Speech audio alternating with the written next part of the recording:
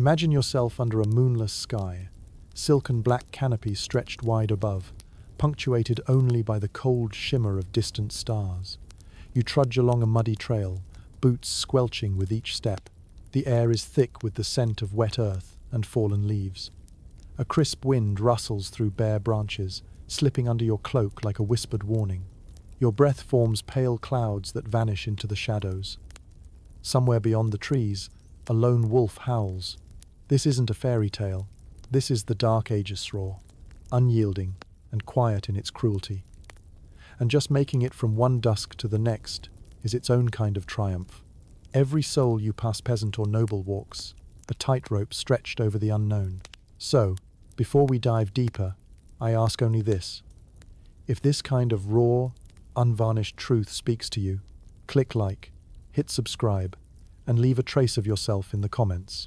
Tell me your city, your time, your state of mind. Now, dim the lights. Let the hum of your fan blend with the wind of centuries past. Let's begin. And remember, in medieval times, even survival was a luxury. In the dim beginning of what historians not so lovingly call the Dark Ages, you find yourself at the crossroads of a waning empire and the murmur of an era yet to bloom. Once upon a time, the Roman presence had woven Europe into a tapestry of stone roads, vibrant trade, and classical learning.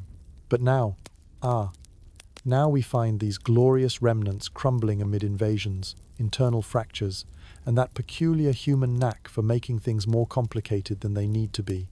Picture it. Roman libraries, once brimming with scrolls, are now silent, save for the soft flutter of cobweb wreaths undisturbed for centuries.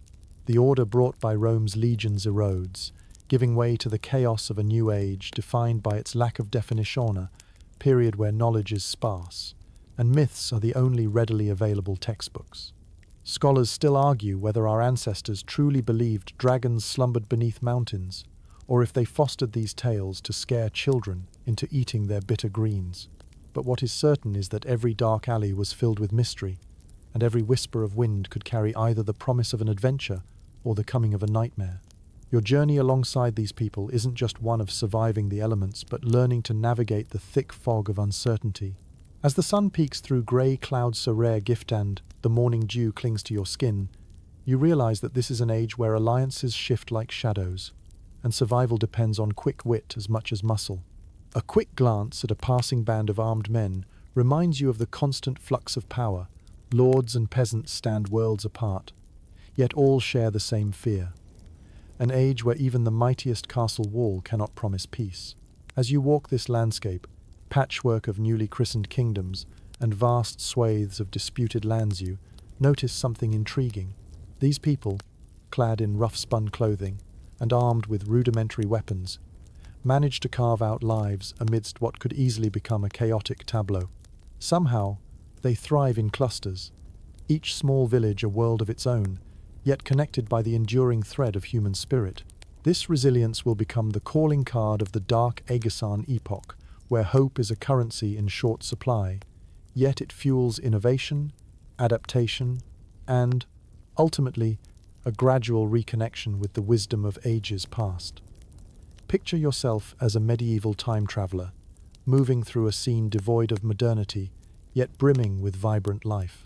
Each hill and valley holds the echo of lands once unified under Rome, now fertile ground for new tales and histories. And while the Dark Ages are often painted as an era of relentless hardship, remember life is never all shadows. Occasionally, through the dense canopy of history, there are sunlit clearings where stories flourish and human potential shines brightly against all odds. As you trek through this world of iron and wood, of fleeting daylight and deep, echoing nights, you'll come to learn that while survival was an ever-present challenge, it had a way of coloring the world in bold strokes of determination and hope. So stay close and keep your senses sharp as we delve further together, swaggering past knights who might have once dazzled weary pilgrims with grand, if largely rusty, armor. Because when living itself becomes an art form, every moment is laced with a story, just waiting for a traveler like you to listen, to learn, to laugh gently at the absurdities of history, while marveling at the endurance of the human spirit. And do take note, remember that crocodile dung sunscreen we once chuckled about? Well, that's a tale best saved for another night. As you wander deeper into the Dark Ages, the question foremost in your mind becomes, where will you lay your head when night falls and shadows deepen? Finding shelter in this era is as much about your wits as it is about your surroundings. The options are diverse each, as likely to protect you from the elements as they are to expose you to yet more peril. Begin with the simplest sanctuary, the humble peasant's hut. These rustic dwellings are often made from wattle and daub essentially a lattice of wooden strips, smeared with a mixture of mud, straw, and sometimes even dung. Imagine the smell mingling with the smoke from a central hearth, a constant aroma that only the seasoned nose can comfortably ignore.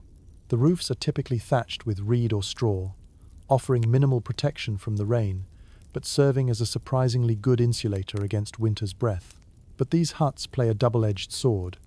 As snug as they might seem, the thin walls are adept at allowing the cold to creep in, and are equally efficient in letting out the sparse warmth.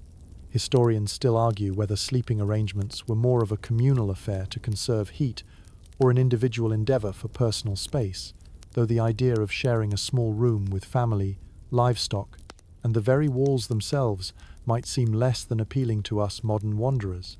In stark contrast lies the more sophisticated abode of a lord or a lady, a manor, or if fortune smiles upon you, a castle. These structures are solidly built from stone, but don't let that fool you into thinking they are havens of comfort. The draught runs rampant through hallways that echo with the footfalls of servants, guards, and visitors alike. The higher the ceilings, the grander the architecture, yet alas, the more difficult they are to heat. Fires in great hearths burn with an eagerness to sway the bitter chill, but they play more of a psychological balm than an actual source of warmth. The very temperature inside these majestic structures serves as a constant reminder of the era's struggle against natura metaphor, perhaps for the broader fight of man against time. The scent of roasted meats wafting through the air mingles with the ever-present aroma of torch smoke and tallow candles. Comfort here, you see, is at best an illusion. The interiors of these shelters play host to scenes of daily life that range from commonplace to the comedic. Picture the bustling activity of a grand feast, with tables groaning under the weight of at least 3 different boiled bird's feathers, optional and enough ale to make even the most dedicated monk grateful for his daily ration. The walls hear everything, and the timber creaks under the burden of vibrant conversations and the laughter of those for whom survival feels for a brief momentous, though it comes with an indulgent roast rather than a mere boiled turnip. You might even find yourself graced with a spot at such a feast, if you're handy with a lute or adept at spinning tales. Yet, remember that in the Dark Ages, hospitality is often a calculated affair. Every loaf of bread, every flagon of mead carries with it an unspoken debtor future favour that might be called upon at the most inconvenient of times. Even here, in the grandeur of a medieval hall, relationships dictated by survival often resemble the tangled webs spun by the night's silent spiders. Outside the safety of wood and stone, you might consider joining those who find their comfort in nature. The troglodytic lifestyle is not as unheard of as you might think. Forest caves offer the adventurous a hideaway and embrace of Earth's silence, shielded by ancient rock. Such shelters come with their own mystique and a fair share of disadvantage: damp walls, curious creatures, and the constant drip of water that keeps time with the beating of your anxious heart. No matter where you choose to rest beneath the Dark Age sky, know that every night spent beneath a roof holds the whispered stories of those who endured before you and those yet to come. This continuity, born from such a varied jumble of shelter types, offers a reminder of the human ingenuity necessary to rise each day and face the uncertainty that tomorrow might bring. As you settle in for what will never be an entirely peaceful night's rest, you wrap yourself in whatever layers you can muster, feeling grateful for rudimentary comforts like a soft patch of straw or a woven blanket. It's a reminder that simplicity in this age is both an art and a necessity. So, huddle close, wrap those woolen blankets tightly, and listen to the sound of the wind that carries forgotten tales from beyond the moors. Each creak of wood and crackle of fire tells a story, and for now, let that symphony lull you into dreams of sunny Desa luxury unto itself, when cast against the bleak tapestry of medieval nights. With the first rays of dawn casting long shadows on the dew-kissed ground, the morning beckons you to address an urgent need: sustenance. In the Dark Ages, every meal represents a complex interplay of knowledge, luck, and a touch of courage. As you navigate this era's culinary landscape, the concept of supermarkets and convenience stores is as distant a dream as flying contraptions. Here, food is not merely consumed, it is secured through effort, strategy, and an intimate understanding of the land. Picture yourself in a forest clearing, the air tinged with the earthy aroma of pine and wet leaves. Your eyes scan the ground for signs of life plants to pluck, berries to pick. Certain wild edibles, like nettle and sorrel, are sought after for their ability to bolster the limited medieval diet, each bite tinged with the taste of survival. These are not the processed, pre-packaged meals you might know today, but rather the raw offerings of nature, requiring a discerning eye to separate nourishment from poisonous impostors. In this age, the risks of foraging are as real as the hunger driving you. Mistaking the lethal nightshade for a harmless berry could easily end with you becoming the subject of cautionary tavern tales. It's as much a test of wits as it is of palate. A quick review of historical botany educates you about the dual nature of many plants, their deceptive appearances, as both food and fair botanical game of Russian roulette. Historians still argue whether medieval folk were naturally more intrepid in their dining choices, or simply less informed than their forebears in the fields of flora.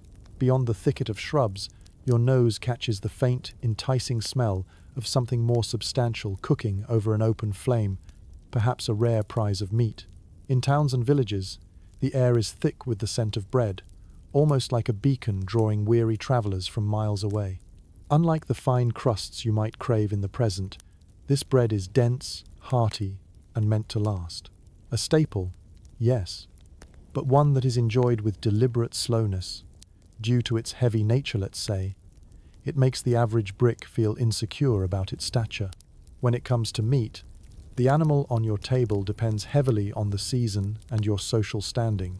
The Dark Ages don't offer much in the way of supermarkets brimming with choice cuts. Instead, the choice is as simple as what you could successfully trap or trade. Venison might sound grand, but game is notoriously tough, unless slowly cooked a process that teases flavors from its sinewy depths. For those lucky enough to enjoy the occasional pig's snout or sheep's trotters, the smell of roasting meat mingles with the sharper scent of the herbs used to cover the not-so-subtle hint of decay festering in a pre-refrigeration world. The allure of such a meal is unmatched, dripping with fat that is both a rarity and a necessity in these austere times, almost as if the gods themselves have carved off a piece of immortality. Yet, the threat of food scarcity is an ever-present companion. Studies suggest that famine is less about complete absence of food and more about its uneven distribution and access. So, while some regions might feast today, they may face a barren landscape tomorrow.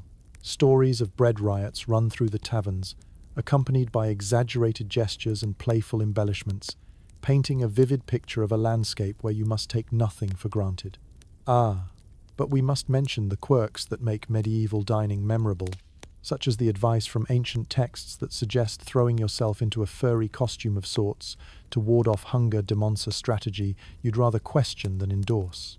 Then, there's the beloved medieval nutrition and hydration hand in hand, or rather, tankard in hand. More comforting than mere water, this brew's low alcohol content turns it into the medieval equivalent of a daily vitamin shake. Imagine setting a small feast spread for yourself. It's a humble affair, joint endeavors by necessity rather than luxury. Forage root vegetables. Grains are what those town criers cheekily referred to as headaches in a sackhand, if truly fortunate. A slice of salted pork. These are simple meals, yet when shared amongst companions with tales of survival and laughter, they resemble a feast fit for a king. As you sit by a crackling fire, the warmth lapping at your face, you realize that eating in the Dark Ages is an experience lightly seasoned with the absurdities of an era where every table setting comes with a side of peril. Here, sustenance entwines with survival, served with a pinch of grim humor and a dash of tenacity, as every meal becomes an opportunity to be savored to the fullest, always with the knowledge that tomorrow could be a different story. Picture yourself under the vast embrace of the open sky, with the cool breeze ruffling your hair and the forest around you whispering tales of time immemorial. In the Dark Ages, when hunger strikes, your stomach doesn't just growl, it commands you to action. Hunting and gathering serve as more than mere necessity, they are crafts to be honed. And as such, they become tales of valor and ingenuity waiting to unfold.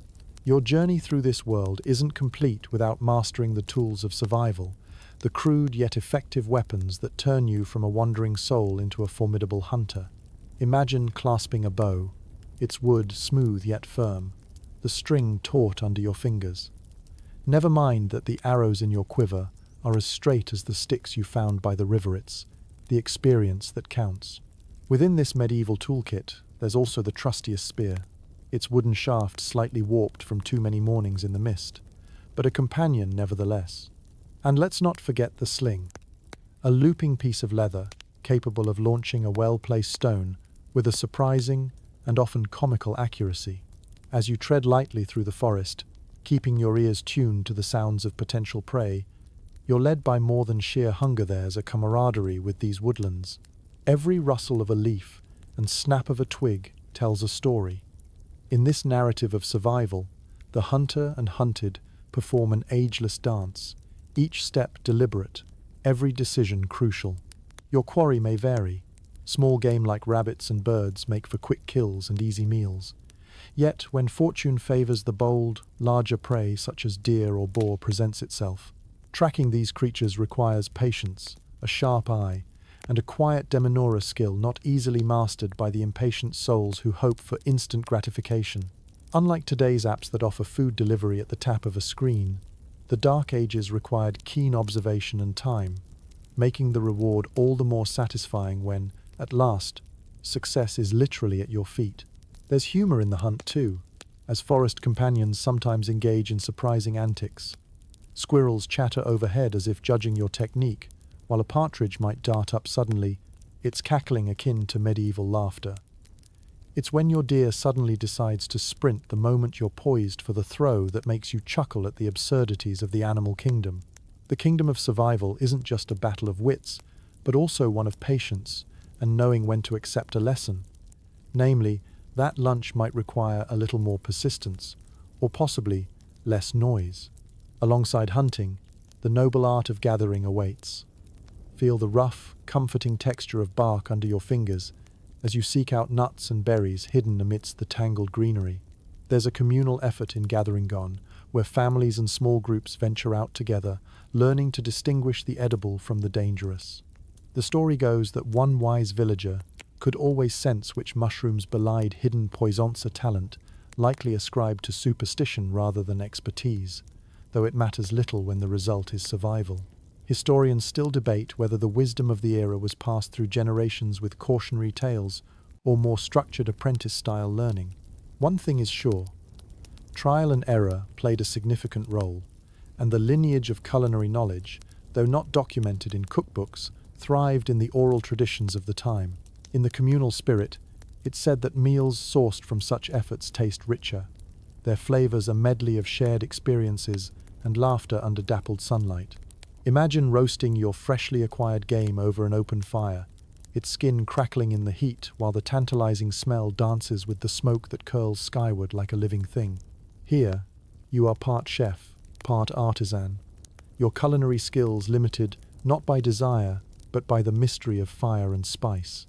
And of course, in this setting, jesting about your exploits is as much a part of the hunt as obtaining the actual meal.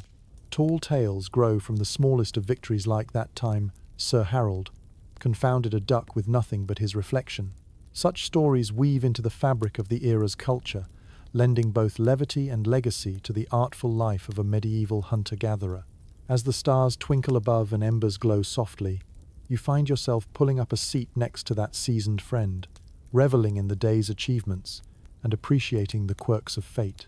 You realize that these daily adventures, though underscored by the dire necessity of survival, create memories as enduring as the stars themselves, echoes of laughter and triumph that wade through the veil of centuries past. As the twilight drapes its dusky cloak over the land, your thoughts naturally drift towards the now familiar scent of roasting meat mingling with earthy herbs. Whatever bounty you've claimed from the woods, field, or stream must now transform from raw potential into a sustaining meal. Preservation becomes not just an art but a necessity in the dark ages, time when ensuring tomorrow's meals demands as much creativity as capturing today's.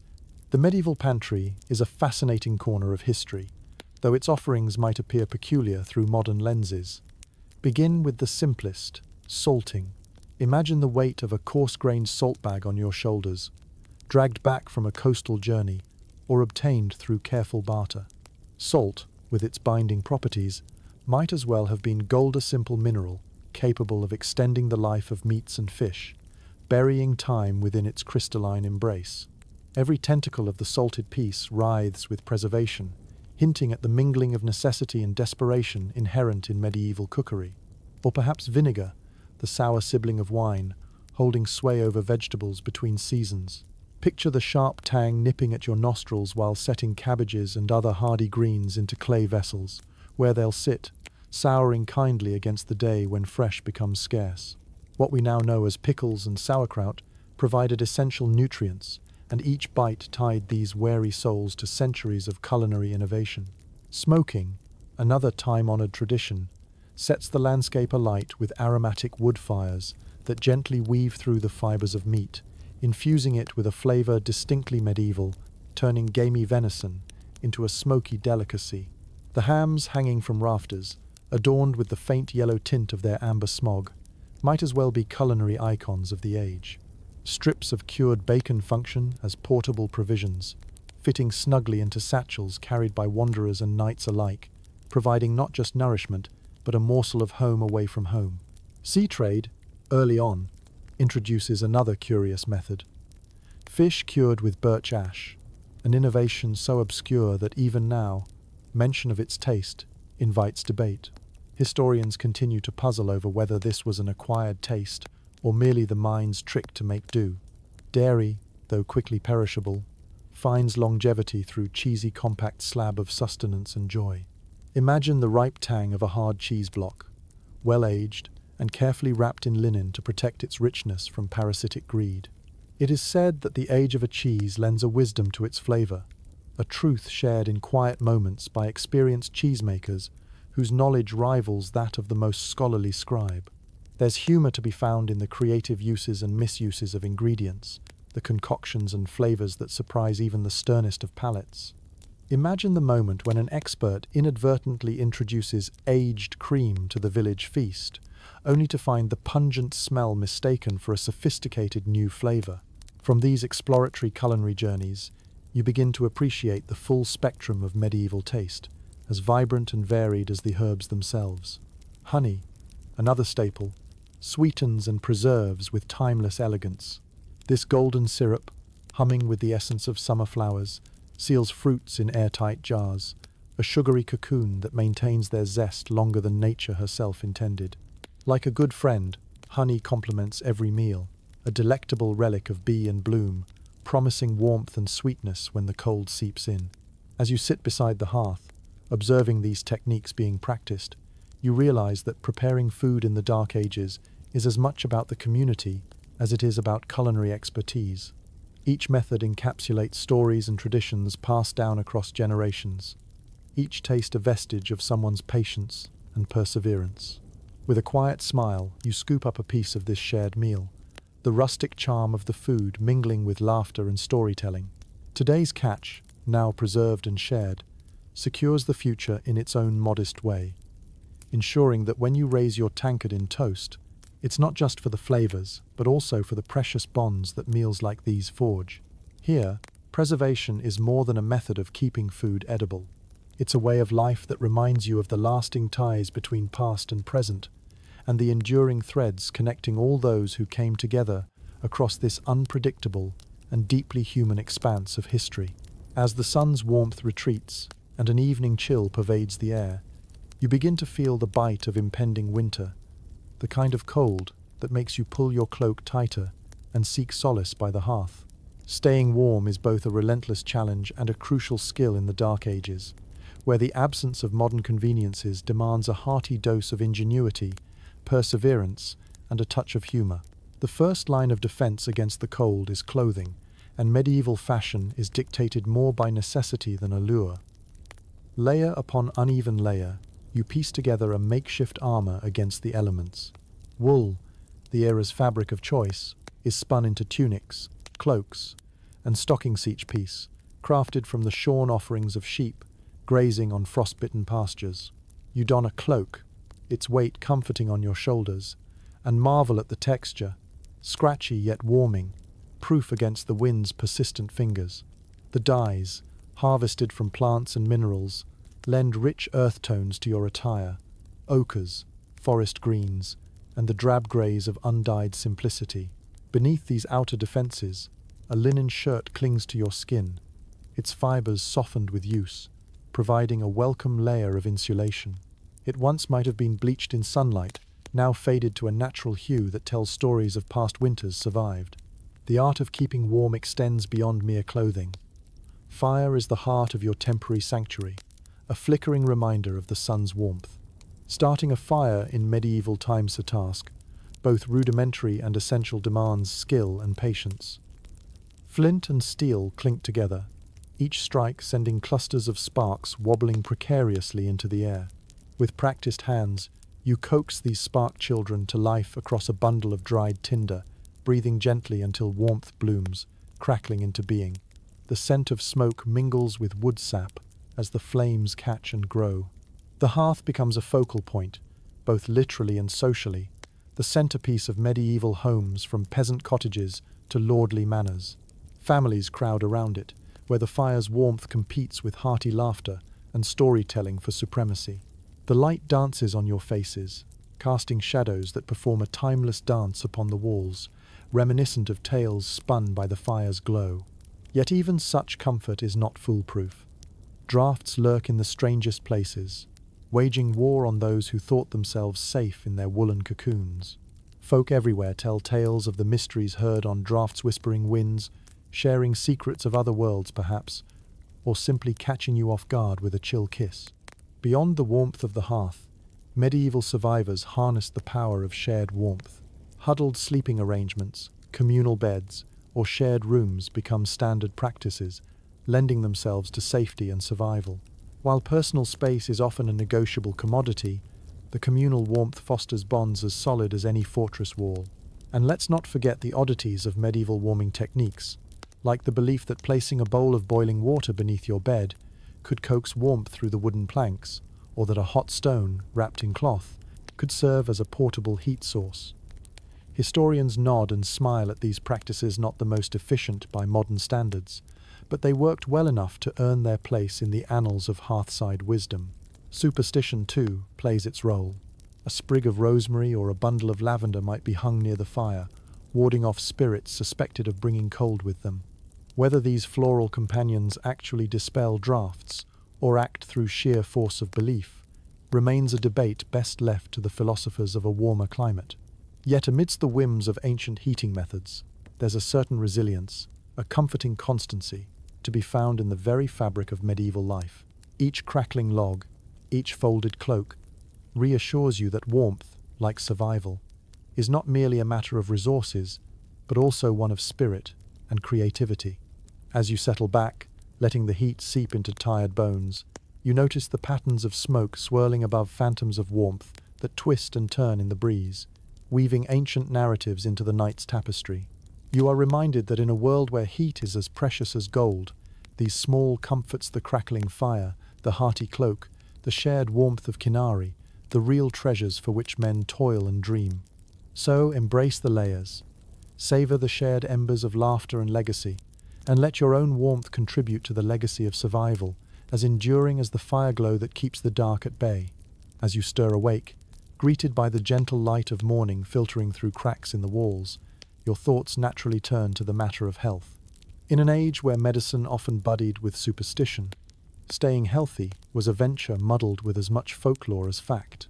Here in the Dark Ages, avoiding sickness demands more than luck. It calls for an understanding of the peculiar and often perplexing medical practices of the time. To start, Imagine a world utterly bereft of your modern-day pharmaceuticals, no friendly local apothecary, offering tidy little pills that promise relief. Instead, the humbler apothecary's shop shelves are lined with jars and oddments that range from roots and herbs to sun-dried beetles. The air within is thick with the sharp tang of lavender, sage, and wormwood, a curious melange of scents that both soothes and bewilder. Herbal remedies, doled out by those with knowledge passed down in whispered tradition, are the mainstay of medieval medicine.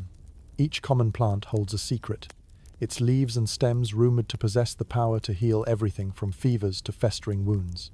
Chamomile tea calms anxious nerves, while garlic, esteemed as both a panacea and a protector against pestilent spirits, infuses more than stew. It's practically woven into the fabric of medieval life. But herein lies the rub. While some concoctions truly provide relief, others are as likely to summon a rash as they are salvation. Take, for example, the practice of applying a plaster of pigeon droppings and earwax, Tukutsa method, historians look back upon with a shudder and a whisper of gratitude for modern antiseptics. The bubonic plague, a spectre cast over this age, underscores an attitude toward illness that is as fatalistic as it is desperate. Medieval chroniclers describe the plague as a visitation of divine wrath, writ large in black boils and fervent prayers. It's hard to imagine the fear that must have gripped the hearts of those who watched its relentless progress, prompting them to attribute such devastation to forces beyond human ken. Against such foes, medieval medicine wages a battle with humor and hope. Amulets pinned to clothing and garlic strung across doorways act as talismans against the invisible onslaught, alongside breathless invocations uttered under moonlit skies. Yet, for all its peculiarities, medieval medicine deserves respect for its attempts at understanding the human condition.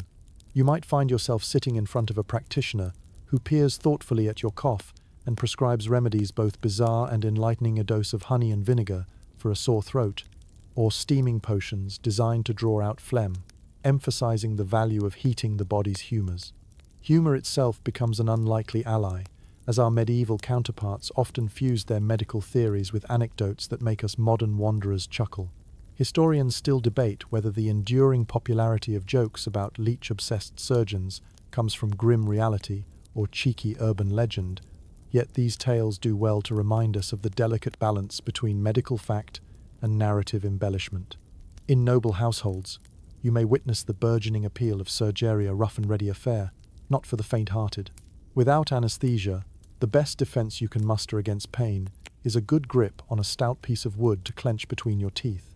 But the benefits are significant when successful. Even a simple trepanation, cutting into the scalp to let out evils, finds a place in historical texts as a last resort for ailments that grip the mind. As you navigate through this era's ideas of health and healing, you come to understand that wellness is a collaborative effort, a thread woven through the very cohesion of medieval communities. Each village leans in on the wisdom of healers with kindness in their hearts, ready to barter remedies as often as bread. A humble act of giving when a neighbor falls ill is more than charity, it's a societal pact, an unspoken understanding that health is, after all, a communal endeavor. So, as you haul yourself back to your feet, ready to face the day, carry with you the medieval conviction that health isn't just a personal trial, but also an opportunity for shared resilience and ancestral knowledge. It's a reminder that amidst the artistry of charms and the imperfections of ancient cures, the earnest effort to fend off sickness gives the Dark Ages a legacy of its own, a tale of human endurance and a belief in the healing power of fellowship. With the dawn steadily brightening the horizon, casting an amber glow across the landscape, you find yourself contemplating the unpredictability of injuries in the rough-hewn world of the Dark Ages. Whether sustained in the field, on the hunt, or through mere happenstance, managing injuries becomes an exercise in both resourcefulness and acceptance, a reflection of life in its most unvarnished form. Imagine a bustling marketplace, a tapestry of sights and sounds, where amidst the throng, a misstep results in a twisted ankle. In an age with no ambulances to summon or ice packs to soothe, the treatment relies heavily on practical wisdom. A sharp-eyed bystander, likely a seasoned laborer or an elder brimming with village lore, might immediately suggest a poultice of comfreyets leaves bruised and blended into a paste, smelling faintly of chlorophyll and earth. These remedies, rooted in the natural world, encompass both the common and the curious. Cobwebs, spun by industrious spiders, are layered over cuts to clot and protect, cleverly exploiting nature's bandage. While you might flinch at the thought, cobwebs have been found to possess antiseptic properties, a testament to the medieval knack for turning oddities into assets. Bones, too, are set with a careful hand, bound with wool and splintered with wood, or, if luck holds, forged metal, a blend of fragility and strength, both symbolic and literal. The process is a raw negotiation with pain, patience, a necessary companion alongside whatever rudimentary opiates might be on offer, like herbs known for their sedative qualities. Yet, amidst the pragmatic, there lies a certain beauty in the perseverance required for these treatments. Imagine lying on a communal bed, a trusted companion, skillfully weaving tales of daring exploits as a distraction from the discomfort, while a young apprentice, keen-eyed and eager, learns the art of healing by firelight. Medieval surgical practices, while grist for grim humor, were not without merit. Imagine a patient stretched out beneath the flickering candlelight, a surgeon's brow furrowed, tools glimmering like curios of both fascination and trepidation. With a mouthful of strong ale, offering more courage than sterilization, they set about removing arrowheads or treating festering wounds. Amputation, a last resort endeavor fraught with peril, ushers in an appreciation for the value of a steady hand and a prayer. Historians marvel at evidence suggesting remarkable survival rates, despite such rudimentary conditions. It suggests a blend of luck, innate human resilience, and possibly techniques we're only beginning to understand. Scholars still discuss the effectiveness of medieval treatments for infections, examining how some might have unwittingly held merit against the invisible foe of bacteria.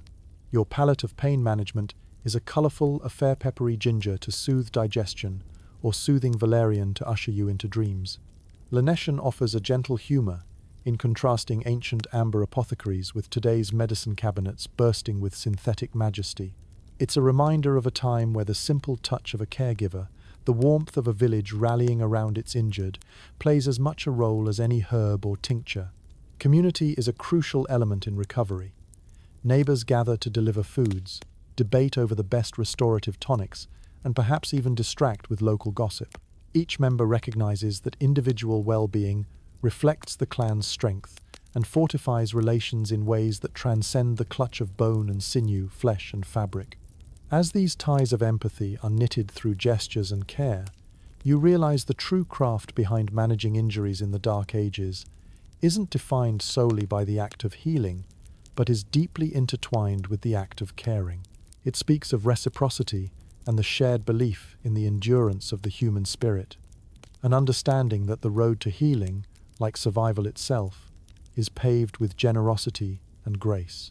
Thus, as your injury slowly mends, you learn to appreciate the fragile beauty inherent in this ancient world.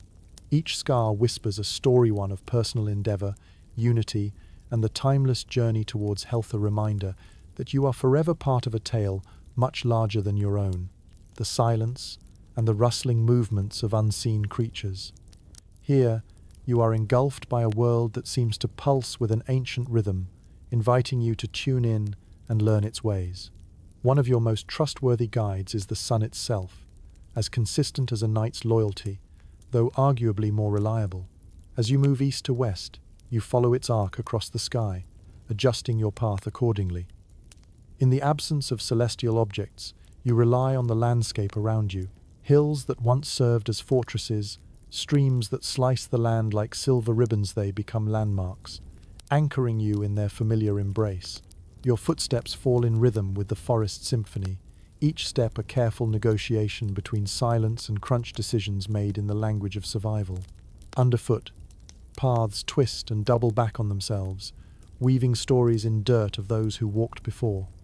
The discovery of a narrow, well-worn trail hints at the habitual passages of deer. Traces of droppings confirm their passage, these subtle signs indicating that the forest, though vast, keeps watchful eyes on all who pass through. This knowledge, draws you deeper into the connection between human and nature. Recognizing a deer trail is more than just a hunting advantage. It's an understanding that you're part of a timeless narrative where your journey entwines with those who came long before. Imagine, as you walk, stumbling upon a track whose origins spark an age-old debate among historians. Were these footpaths traveled by ancient hunters, or are they far older, laid down by the footfalls of ancestors yet long forgotten? Season by season, there are lessons to be learned. In autumn, as leaves crackle beneath your feet, you'll gather cues from the wind-brushing batch of golden leaves across the wild terrain. A simple change in air pressure can hint at coming storms, guiding you to shelter well before the first raindrop kisses your skin. Winter's bareness demands you to rely on stark silhouettes against moonlit night show trees, with arms stretched skyward, sketch out maps of imaginative constellations. A shared humor revolves around those tricky moments when you miss a turn in the forest maze and find yourself where you started, watching the evening sun setting in playful mockery. Such moments teach humility and deepen respect for those who tread barefoot across similar landscapes, guided by a wisdom spanning generations. Yet for all its beauty, nature holds risks. The deceptive allure of seemingly placid woods can harbor dangers in the form of marauding wolves or lurking brigand screechers of legend and man alike, testing your mettle and sharpening your instincts. You learn to trust the scattered signs, the sudden hush of birds, or the distant bark of a fox echoing an unseen presence, urging you to stay vigilant. The traveler's burden extends beyond the physical into the metaphysical, a careful dance with spirits and tales from which even the boldest knights would dare not tread lightly. Amongst the folk, stories persist of elusive creatures, whether playful sprites or fearsome wargs that claim these lands as their ancient dominion. Ultimately, as you navigate this vast and storied landscape, you begin to sense the continuity binding all who traverse it. Each journey leaves its mark, from the soft imprint in the soil to the enduring tales borne by travelers returning with stories of wonder and woe. This dance with the wilderness, marked by curiosity and courage, becomes an enduring part of your own history, narrative of exploration written across the pages of time. As you pause to listen to the harmonious symphony of nature, your senses catch the full, rich tapestry of life unfolding around you. It's a reminder, a whisper carried on the breeze, that here, in the early heart of civilization, you are at once an observer and participant in the grand, unyielding cycle that has cradled life since time began. And with that realization, you step forward, part of a journey shared across countless generations, forever woven into the fabric of the world's quiet, verdant embrace. With your body slowly knitting itself back together, the call of the wild begins to stir your traveler's heart once more. You step into the dense embrace of the medieval wilderness, the broad canvas of greens, browns, and the occasional burst of wildflower colors where nature both cradles and challenges you. Navigating this untamed vastness is a skill honed partly by intuition, partly by knowledge, and entirely by necessity. Out in the open, you rely less on maps, which are often more decorative than directive in this era, and more on the inherent wisdom of the land. Picture yourself at the edge of a dark, whispering forest. The trickles of sun filtering through canopies catch in the morning mist, punctuated by the chorus of birds challenging. Drawing from the knowledge etched in the trails and the whispered guidance of the winds, you press deeper into the heart of medieval lands, where both comradeship and conflict dwell in equal measure. Amidst the canopy overhead and the rustling underfoot, a latent awareness accompanies you, a keen sense of the predators that share this world, both of beast and man alike. Picture yourself walking along the edge of a clearing, the warmth of the afternoon sun contrasting with the cool shade of the forest. It's a delicate balance between serenity and vigilance that governs your stride. Here, in these wooded glades and open fields, the shadows hold more than just curious creatures of the dark. They harbor the invisible specter of danger. Animal predators, while part of the natural order, demand your respect and attention. Wolves, with their cunning eyes and noses, patrol the fringes of settlements, their howls mingling with the night's chorus. They navigate their own world, with ancestral wisdom, adept at hunting and evading capture. You listen for the subtle signs, the snap of a twig in the underbrush, the distant echo of a hunting call, While many legends portray wolves with an air of mysticism, it is their keen instincts and social structure that grant them a place in the hierarchy of the wild. Apart from wolves, there are bears with their formidable strength, notoriously unpredictable and thus more fearsome. In truth, these beasts avoid human contact if they can, yet the mere encounter is enough to quicken your pulse. Devising signals and carrying noisemakers' rustic equivalents to modern Belser tactics employed to avoid startling these towering creatures, effectively turning your journey into a nuanced conversation with the land. Switching gears to human threats, the roads and routes of the Dark Ages offer little assurance of safety. The separation between village and forest often becomes the domain of bandits and rogues. These highwaymen understand the terrain intimately, having thrived amid lawlessness by exploiting those who traverse these lands unaware. Historians still argue over whether the stories of highwaymen are exaggerated by the songs and tales of bards eager for intrigue, but their persistent presence in medieval narratives reminds you that solace in ignorance is a misplaced faith. Travelers often band together in loose caravans or form voluntary alliances, collective understanding that numbers may deter would-be thieves. Yet, with these gatherings come stories, snippets of the mythic bandit hero meted out justice where others feared to tread roguish figures like Robin Hood, whose outlaw status is tempered by their offering to the poor. Whether such figures ever truly walked these woods remains a captivating enigma, forever lodged in the annals of folklore. During daylight, you notice signs left by others, a piece of coloured cloth tied to a branch, a carved sign on a tree, directions or warnings meant for fellow travellers. These subtle markers speak to the silent camaraderie that exists, transcending threats and lending an unseen hand to those in need. At dusk, the forest grows dense with shadows, exaggerated by the lowering sun that limns every tree and rock with lustrous gold. Fires begin to twinkle, like terrestrial stars amid campsites, their flickering lights acting as beacons of safety. As you draw closer, the camaraderie of those huddled around becomes infectious momentary respite and shared tales woven into the delicate fabric of nighttime. It's in these exchanges of stories over flame-licked air that you find humor and warmth, despite the pervasive danger. Imaginary battles told with grand gestures by the burgeoning blaze are punctuated by laughter and the prickle of wood smoke in the air. There's comfort in knowing that even in such a wild world, humanity thrives in groups, unified by the ever-present threat of the unknown. Gradually, as firelight wanes and stars knit the skies above, you understand that navigating a world teeming with predators demands more than just physical prowess. It requires awareness, caution, and a dash of optimism, a belief in the strength and unity of those fighting for survival under the same canopy of stars. Whether the menace comes in the guise of a shadowy silhouette against the moonlit night or the rustle of leaves signaling another's approach, you find solace in your own preparation and the shared resolve of those around you. In a world defined by the precarious dance between danger and discovery, each night passed in peace is celebrated and savoured, a testament to the enduring spirit of those who dared to tread these ancient paths before you. Stepping beyond the realm of tangled woods and light-footed predators, you find yourself traversing the social labyrinth of the Dark Ages, an intricate weave of relationships, hierarchies, and unwritten rules that govern daily life. This world is one of both rigid formalities and unexpected nuances, where understanding social norms becomes as vital to survival as a sturdy cloak or a sharp blade.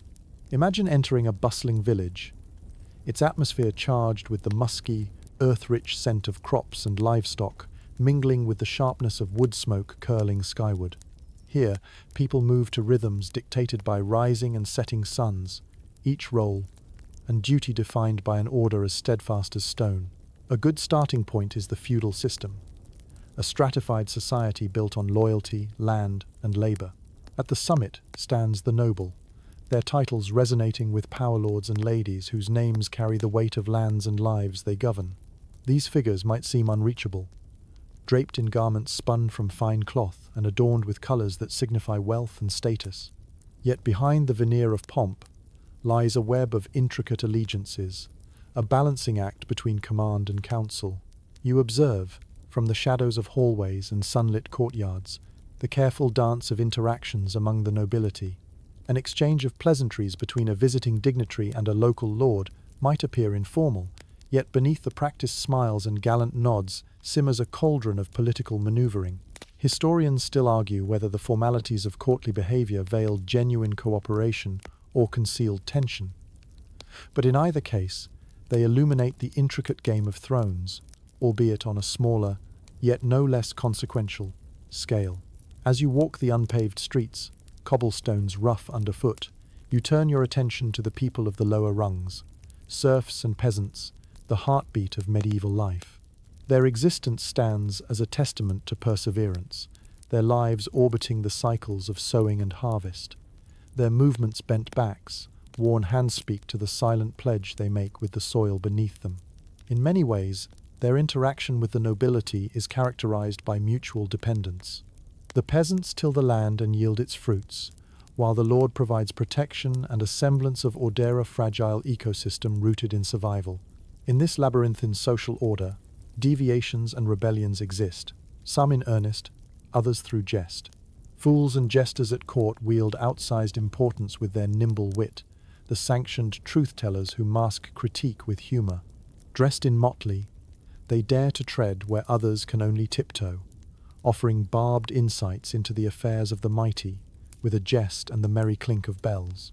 Outside the rigid structure lies an undercurrent of unapproved roles. The tricksters, the rogue merchants known for subverting traditional hierarchies, weaving complex tapestries of trade and travel, straddling social lines like wandering poets.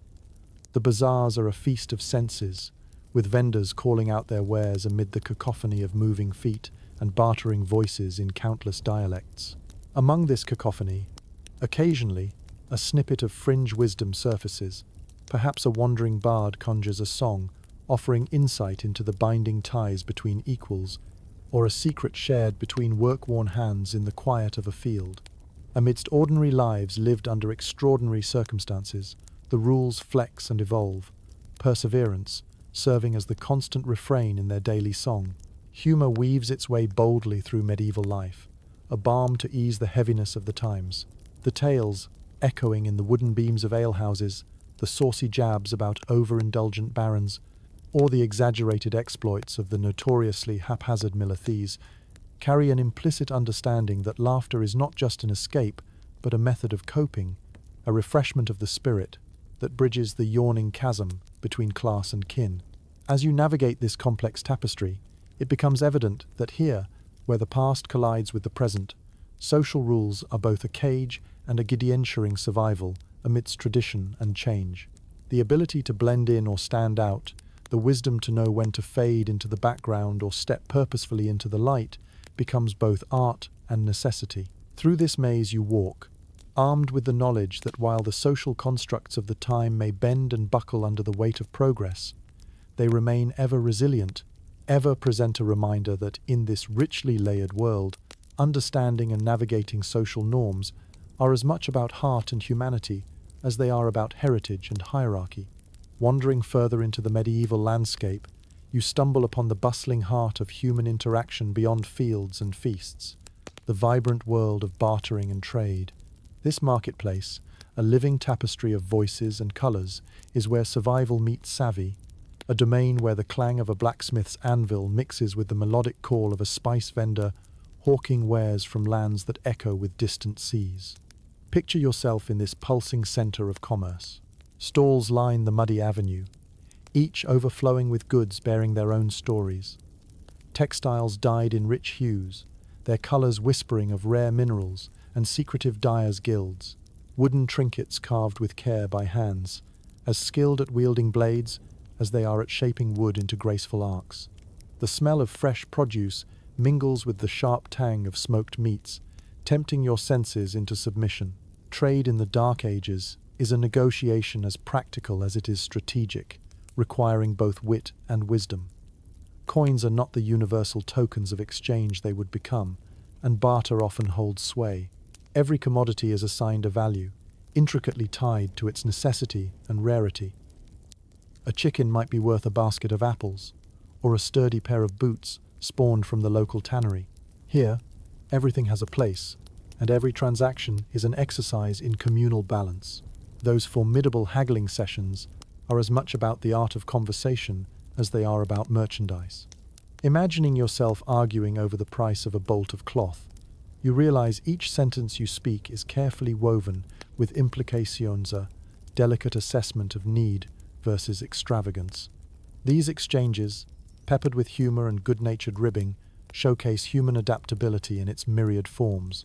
Jokes help bridge the divide, oiled by pints of ale passed round to soften disagreements and seal deals with camaraderie. Travelers from far-off regions pass through, laden with tales of places shrouded in mystery and wares that hint at worlds beyond the horizon. They light up the market square with tales of adventures on treacherous seas, where storms challenge both ships and the spirits of men. Such narratives are traded alongside goods, becoming part of the cultural lineage shared across each transaction, a living embodiment of trust and trade blended with curiosity. Amidst the bustling crowd, the scholarly debate turns to whether medieval commerce was driven more by local needs or the nascent sparks of what we now herald as global exchange. Certainly, the networks of trade rose organically, like veins in a leaf stretching toward life-giving sunlight. It's hard to pin down where local barter ends and trade begins, as these systems function symbiotically, feeding off necessity and nourished by tales of far-fetched lands. During Saints' Day fairs or harvest celebrations, these markets expand dramatically, allowing for a glimpse into the larger, collective gestures of exchange. Under the long arms of wooden stalls, the world feels smaller, connections closer, as kin and strangers alike welcome the clink of unfamiliar coins into familiar hands. For these brief moments, societal divides blur further, and trade blooms as the lingua franca of survival. Craftsmen and artisans take their places in the throbbing hub of activity with pride and purpose, their skills bartered for essentials or luxury items from distant lands. Each carefully balanced trade speaks to an unspoken understanding, a recognition of the labor imbued in every item, the invisible threads connecting maker to merchant to user, each person relying upon and, in turn, supporting the next. Yet, it's not just tangible wares being traded. Ideas interlace with goods, knowledge becomes commodified in its own right, well-kept recipe, a piece of local wisdom, or even a bawdy joke passed along, serve as reminders that even in the face of the unknown, humor remains a treasured companion. By dusk, as the vibrant chaos winds down and shadows stretch longer, you might find yourself reflecting on the true cornerstone of this economic dance, trust and tenacity.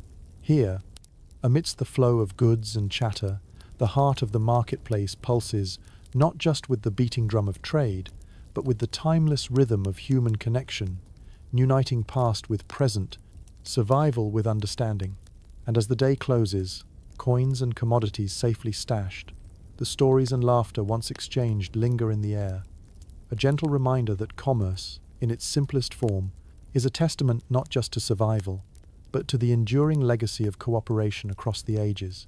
As the marketplace's energy fades into the evening haze, you find yourself ruminating on the indispensable art of crafting those very skills that breathe life into the raw materials of the medieval world. From the clang of the blacksmith's hammer to the rhythmic scrape of the carpenter's plane, crafting tools and weapons emerges as a cornerstone of survival, both an individual pursuit and a community endeavor. Picture yourself stepping into the dusky workshop of a village blacksmith. The air is heavy, with the metallic scent of heated iron, mingling with the smoky undertones of burning charcoal. Sparks leap and dance in the dim lighting, each strike of the anvil a heartbeat in the symphony of creation. Here, the smith's steady hands transform base metal into implements essential for daily life plows for the fields, hinges for doors, and of course, weapons for defense. The smithy, often considered a magical sanctuary, harnesses the nearly mythical power of fire and earth. The blacksmith, with soot-lined hands and a steely focus, becomes something of a local hero, a minor deity in the pantheon of medieval roles. More than just a craftsman, they wield a respect earned through skill and necessity, embodying the spirit of ingenuity that defines the age. This is an era where the act of creating is as much about the material as it is about the maker. Each tool reflects the culture ingrained within its use. Farmers seek plows and hoes starkly tailored for their own lands, while warriors covet blades forged with both elegance and efficacy. In the hands of a skilled artisan, even the simplest knife whispers stories of harvests awaited and battles anticipated. As for crafting weapons, these are not just extensions of the warrior's arm, but deeply personal artifacts, forged with as much care for aesthetics as for lethality. A sword, once formed from an unremarkable lump of ore, becomes an embodiment of status, honor, and survival. Swords require a careful hand and discerning eye to balance weight and sharpness, each blade tempered with the purpose it must fulfill. Aspirations of knighthood and tales of chivalry often fold around these finely wrought instruments of war. Despite this, humor finds its way into the craft. The apprentice jester's tale of mixed-up orders, causing the local lord's blade to resemble a kitchen knife, or the infamous sculptor of helm crests, who boldly caricatured the faces of nobility, as if daring them to spot the resemblance. Woodworkers, too, hold their esteemed place in this intricate web. Walking amongst their shavings and sawdust, the whimsical scent of fresh-cut timber fills your senses. Their hands give rise to everything from simple casks to elaborate furnishings, each carved detail an etch of pride and utility. Tools are extensions of the craftsman's will axes for felling, planes for smoothing each, utilized with an innate understanding of timber's potential and limitations.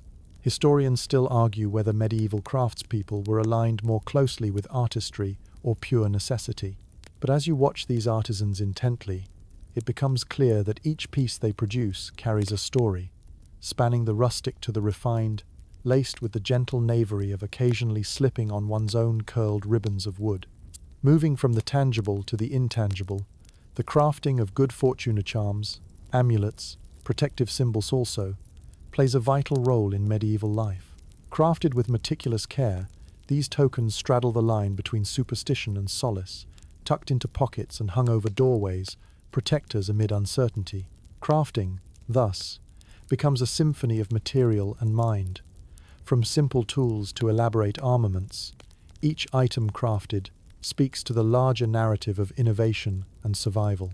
Beyond the palpable reality of their constructions, these artisans leave behind part of their spirit. In a world shaped by nature's caprice and human folly, they remind us that creation is a testament to resilience and adaptability. As you step back into the murmured calm of twilight, crafted wares neatly packed away for another day, there lingers a sense of craft well done. Each workshop, each forge, is a beacon of promise that, despite the harshness of the age, here lies proof of humanity's unyielding drive to shape the world and perhaps themselves anew with every spark and chisel. With a parting glance at the artisans, silhouetted against the warm glow of their labors, you walk onwards, realizing that whether tools or weapons, a simple spoon or a mighty sword, each offers tangible assurance amid intangible uncertainty. Their wielders, stewards of a legacy, as enduring as the very earth they call home. Venturing further into a world where survival hinges not only on physical strength, but also on the strength of relationships, you find yourself unraveling the intricate tapestry of alliances that bound medieval societies together. Here, amid castles and crofts, understanding the delicate balance between friend and foe is vital, a sophisticated dance of allegiances that can shift as swiftly as shadows on stone. Picture yourself on a narrow path leading toward a towering castle, its stern walls rising majestically against the horizon. Beyond those stone fortifications, a network of allegiances weaves its way through the realm, a delicate latticework where alliances are built not just on power, but on a combination of honor, family ties, and often necessity. At court, the interplay between allies and rivals resembles a choreographed spectacle, each look and gesture carrying the weight of a secret language. The lady's polite curtsy or a knight's sharp nod speak volumes, each gesture weighed as heavily as any decree. Courtly etiquette masks the subtleties of shifting loyalties, a terrain as nuanced as the horizon they traverse. Nobles gather inside the castle's great hall, a tapestry-lined chamber echoing with conversation and the soft crackle of a roaring fire. Historians still pass whether alliances formed in these halls held long-lasting strength, or whether they were as transient as the seasons. But one thing remains clear: they reveal a sophisticated social contract where loyalty is favored but betrayal is never far from thought. The concept of friendship in the medieval world might, at times, seem distant, beholden more to obligation than affection. Those ties are often cemented through strategic marriages, orchestrated for protection or to seal a pact. A daughter or son becomes a living treaty, whispered promises forged in the union of households. These alliances, fraught with both hope and pragmatism, offer life amid the Keisan agreement to watch each other's backs even when future paths remain shrouded. Yet, alliances reach beyond castles' walls, extending into the villages and fields where relationships mold daily existence. The baker trusts the miller for fair prices. The milkmaid is reliant on the blacksmith to forge the crucial tools. Throughout the land, friendships and rivalries are knitted together in a complex pattern, each thread interdependently holding the other. Community life in medieval villages blooms from this balance, as neighbors exchange goods, services, and stories along their shared paths. Recognition of potential foes requires keen discernment. With swords, they come, or with the sly whisper of words laced with double meaning. Mercenaries, bound not by birth but by the gleam of gold and silver, march to their own moral compass, presenting both opportunity and threat. Their neutrality is precarious, their shifting priorities, warning locals and nobles alike that reliance carries risks. In contrast, esteemed friendships cultivate shared tales of heroism and daring. Consider the famous legends of comrades at arms, whose exploits fuel tavern conversations and bardic songs where deeds grow grander with generations telling, each hero's flaw softened by the melodic cadence of time. Such fabled relationships cast long shadows over the nature of alliance in the Dark Ages, an ideal that, while often elusive, sparks inspiration. Exchanges at daub-walled alehouses buzz with gossip and rumour tales of transient loyalties and unyielding enmities, tales recounted with equal parts seriousness and joy. These stories play out with a humour unique to those who understand that in a world where tomorrow's allegiance lies beyond certainty, any loyal bond is a gift embracing both whimsy and gravity. Trust, once extended, is cherished. Friend and foe cannot always be distinguished by their standing or sword, but rather through the wisdom of time. Shared laughter, the breaking of bread, and whispered secrets beneath the stars strengthen these bonds between cautious souls. As dusk settles, cloaking the landscape in the shadows of a hushed sky, you realize that to navigate this world successfully requires more than the strength of forces at hand. Rather, it is the knowing deep and unspoken that underpins all interactions, that in the dance between ally and adversary, each step taken together or apart lightens the path toward the unknown. In this realm of fluctuating loyalties, relationships become not just strings that bind, but lifelines that redefine the very essence of trust and companionship, forging connections that lend warmth against the chill of medieval nights. Your place among them, a measured walk along a fine line, reminds you that across the ages, even amidst upheaval and constancy, faith in one's allies can mean the difference between solitude and solace. In the dimmed corridors of history where fact often mingles with fiction, you now find yourself amidst a world shaped by belief as much as by tangible reality. The Dark Ages, a time when the unseen wields as much influence as the seen, are ruled by superstition, a powerful force that shapes decisions and lingers heavily over daily life. Imagine standing at the edge of a village at dawn, listening to the haunting whisper of tales carried on the morning breeze. These stories told with the reverence of old lordants upon the tongues of villagers, weaving together narratives of late-night encounters with elusive spirits, guardian saints, and enchantments that seeped into the cracks of the everyday world. Amidst the fog that clings to the landscape lies a truth. Superstition forms a crucial part of medieval perception, filling in the gaps left by the absence of scientific explanation. It acts as both a guide and a comfort, offering reasons and remedies where there are none tangible. The causes of illness, misfortune, and bountiful harvests alike are often attributed to forces unseen, demanding placation or gratitude. Consider the wise woman at the edge of the village, her hut a repository of mysterious potions and cryptic advice. To her, the myriad possibilities of herbs and talismans are more than just functional. they are imbued with spiritual significance. Legends suggest that the right words, whispered at the right time, carry power across the veil. There's an undeniable strength here, an alluring knowledge that makes even the most skeptical among the villagers pause and comply with a whispered warning or blessing. One might humor the art of warding off the evil eye, a belief strongly entrenched in the collective psyche. Talismans hang above threshing floors, clinking gently in the breeze, each one crafted carefully to deter jealousy or misfortune.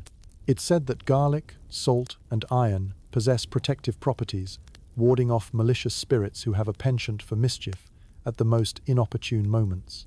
So widespread and potent are these superstitions that no prudent medieval traveller would consider embarking on a journey without their presence. Historians still argue whether these deeply ingrained practices served as primitive psychological solace or represented community efforts to bind people together with a web of shared beliefs. What remains uncontested is their prevalent-severed threads interwoven into the fabric of society's existence. Even the everyday humdrum of peasant life is touched by superstition. Shepherds might turn their garments inside out to keep the fae away, while farmers might refuse to plough on a Friday, lest they incur the wrath of earth spirits. At a village crossroads, the boundaries are believed to be thin enough that tipsy travellers claim to hear the echoing laughter of trickster sprites. Such is the richness of this tapestry, that no story, no warning, and no charm is ever laid aside without a prayer or a hitch of doubt. Superstitions, interwoven with humour, find ways of lightening burdens. Industrious neighbours trade tales of the smith who hung his anvil at precisely the wrong angle, resulting in a ghostly apprentice with a penchant for clattering tools at night, all because of a frog inadvertently stirred from its slumber beneath the forge. These tales flow easily around common fires and become embedded in the realm of lore. As the daylight wanes, you'll find that the shadows stretch longer, inviting tales of creatures that lurk beneath the moon's gaze, from the tragic, tormented spectres groaning over unfinished business to shape-shifting nightmares. Each brush of wind, each crack of twig underfoot hints at the presence of something just beyond sight. Lanterns flicker more keenly, crickets sing warier songs, and every snapped stick inspires a glance and a hand on wood or iron for luck. In these times, music and stories grow louder and longer in the comfort of companionship. One can feel the balm of community and shared belief during festivals, where revelers wear fanciful masks and dance beneath the stars, tracing circles believed to entice benevolent spirits to linger a little longer.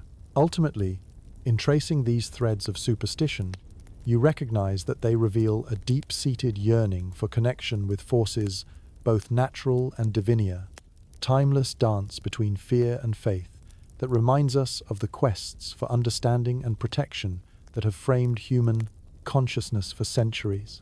And so, you take another step into this intricate weave where belief instills purpose and guidance, where with each whisper of the wind or rustle in the dark, you embrace the comforting presence of supernatural guardians, charting your path amidst the uncertainties of life. As the echoes of superstition continue to ripple through time, you find yourself drawn into the domain of faith, where religion holds an unwavering grip on the medieval psyche. In the Dark Ages, the Church is not just a building or an institution, it is an omnipresent force, shaping every facet of existence from birth to the gentle passage into the afterlife, like a guiding star in the celestial tapestry. Picture arriving at the heart of a village dominated by the imposing silhouette of a stone church. The air reverberates with the tolling of bells, a sound that cuts through the mundane with a call to spiritual reflection. The murmurs of prayer and hymns rise from within, a soft yet profound cadence that speaks to the communal binding of souls seeking solace and guidance. In this era, the church serves as both sanctuary and center, its clergy more than mere conduits of divine word. They are the shepherds of temporal life, woven into the social fabric with the authority of overseeing its moral tapestry. Stepping inside, you are graced by the cool embrace of stone, adorned with stained glass that filters light into kaleidoscopic shards divine colors that dance upon the faces of the faithful.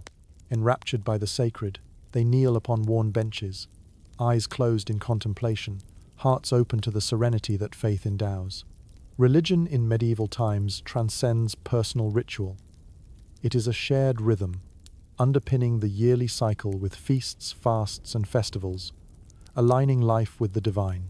The church calendar dictates the ebb and flow of time, transforming mundane days into sacred observances. Saints' feast days bring communities together in joyous celebration, and Lent offers reflection and atonement, a reminder of the soul's enduring journey. Yet, this power comes with duality, a blend of reverence and fear. For the teachings of heaven and hell shape behavior with as much fervor as the joys of salvation. Priests deliver sermons of both hope and admonition, wielding scripture to admonish or uplift with a formidable influence that resonates through life's decisions. In medieval theology, the 7 deadly sins cast long shadows, underscoring the challenges faced by believers striving to walk the righteous path amid earthly temptations. Historians still pore over the impact of religion's omnipresent grasp. Was it a force for unification, imposing cohesion through shared belief, or did it sow discord through dogma's restrictive hand? What is undisputed, however, is the undeniable impact of faith as both a conduit for social stability and a linchpin in the consciousness of the medieval mindset. Pilgrimages remain a testament to faith, the arduous journeys undertaken by believers eager to glimpse relics and holy sites, driven by promises of indulgences or seeking cures cloaked in the mantle of miracles. These treks echo across landscapes with stories of discovery, fostering networks of hospitality that span from isolated hamlets to hallowed cities. Despite the somber aura cast by church decrees, humor slips through the cracks, vivid tales of errant monks whose preference for wine rivals their zeal for devotion, or the cloister mysteries, where cloaked nuns whisper mischief behind the convent walls. And in taverns, jesters cast the clergy in unintended roles of mirth, mocking the solemnity of rituals with merry irreverence, accompanied by crescendos of laughter. Beyond the traditions and solemnity, faith offers comforter, light cast against the darkened backdrop of plagues and wars. The myriad altars, votive candles, and whispered prayers become sentinels of hope, steadfast in their promise of an afterlife resplendent and forgiving. When earthly life wanes, faith offers solace, a belief in transcendence securing each soul's passage along the luminous course charted by St. Peter's keys. Within this intricate dance of doctrine and existence, you perceive the duality inherent in faith's rolier construct, both formidable and tender, a pathway through which mankind seeks to reconcile their transient lives with the eternal. As twilight kisses the horizon, cloistering thoughts of the divine, you feel the palpable tether that links every heart within its silent embrace. This intricate weave of belief offers both questions and answers, a bridge toward understanding, and reaffirms the shared heritage of those who seek meaning along the shared spiritual journey through life's winding path.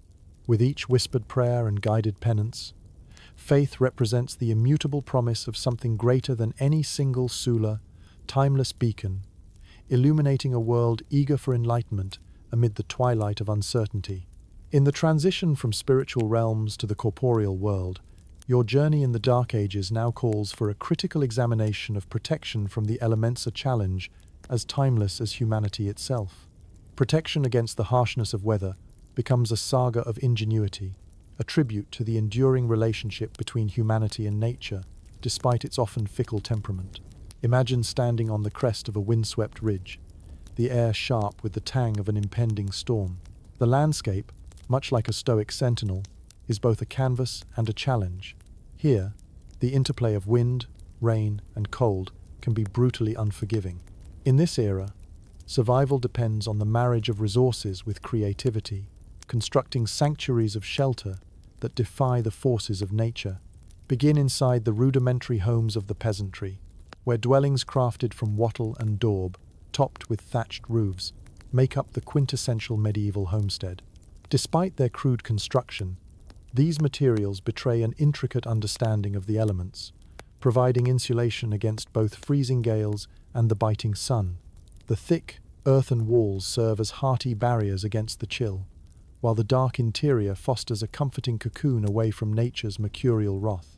Fireplaces, rudimentary yet stalwart, steadfastly beat back the advance of winter, filling homes with smoky warmth.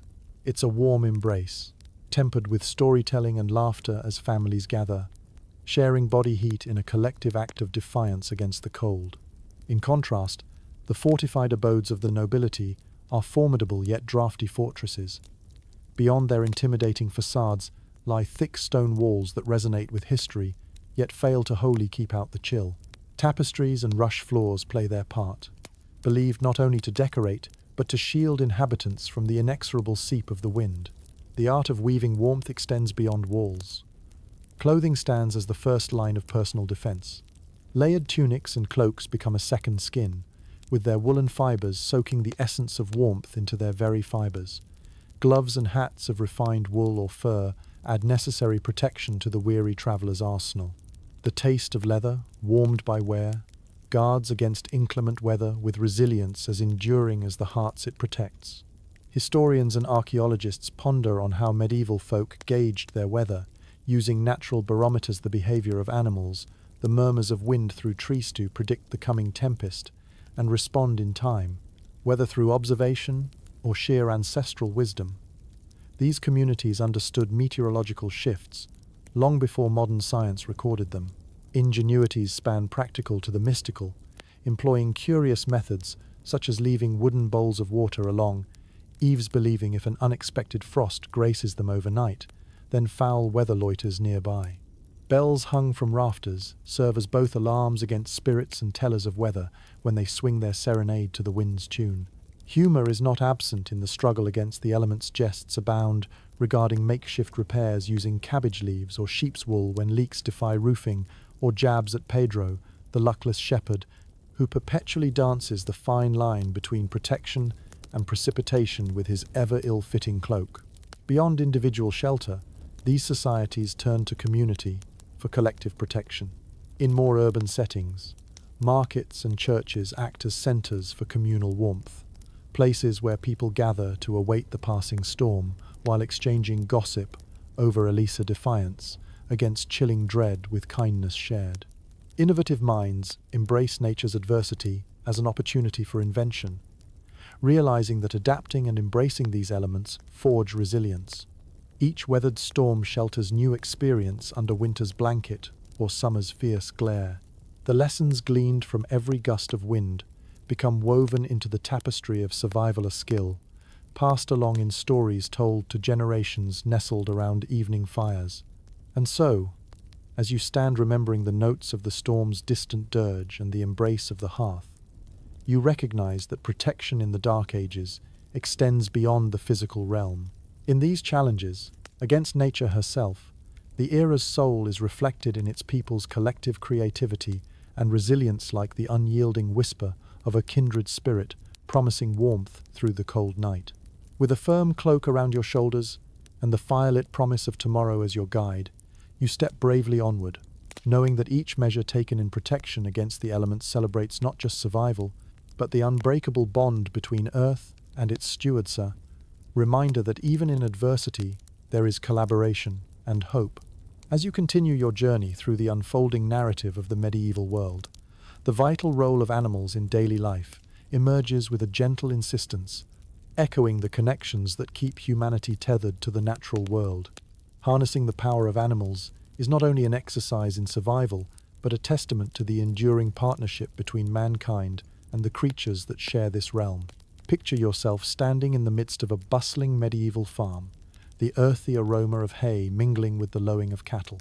Here, animals are far more than companions or sustenance. They are allies in labor, dutifully lending their strength and presence to the rhythms of agrarian life. The warm field turns golden under the sun, and you watch as oxen plow furrows into the soil, their solid, reliable gait rhythmically planting the seeds of future harvests.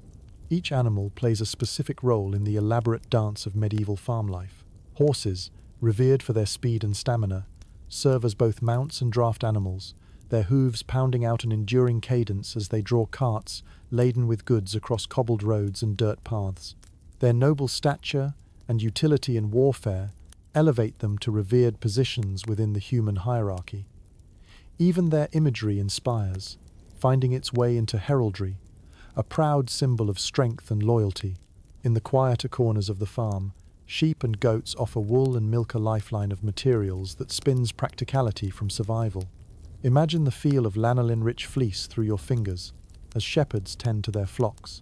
Each has a part to play, with their milk transformed into cheeses that become staples in the peasant diet, dense morsels providing nourishment through the long winter months. The art of animal husbandry embodies an essential understanding and respect for these creatures and their gifts. Skilled care is a craft in itself, with farmers assessing coats and hooves, learning the silent language of their charges through the seasons. The barnyard becomes a delicate ecosystem, sustained by the care offered by watchful stewards. Beyond the pastoral landscape, the dogs at your side serve as loyal protectors and companions. They guide livestock with nimble gaits and keen eyes, shepherd and guardian both, forging a bond of trust that transcends the spoken word. Cats, too, earn their keep in medieval homes and storehouses, their agile prowess keeping rodents at bay, a small yet imperative role that preserves valuable food supplies, each purr a quiet assurance against pestilence. Historians continue to unravel the symbolic significance of animals in medieval life, their presence imbued with layered meanings across tapestry and text. Captured forever in the margins of illuminated manuscripts or the grotesque statuary adorning church corners, these creatures symbolize virtues, vices, and everything in between. And so, humor finds a foothold in these relationships too. Tales abound of the misadventures of the bumbling farmhand and his stubborn mule, or the local lord whose prize mare seemed more intelligent than he, creating narratives shared around the hearth to warm both bones and spirits. From the castles to the farms and places in between, the enduring presence of animals parallels the human story. Pilgrimages across vast landscapes find creatures employed in ways both sacred and mundane.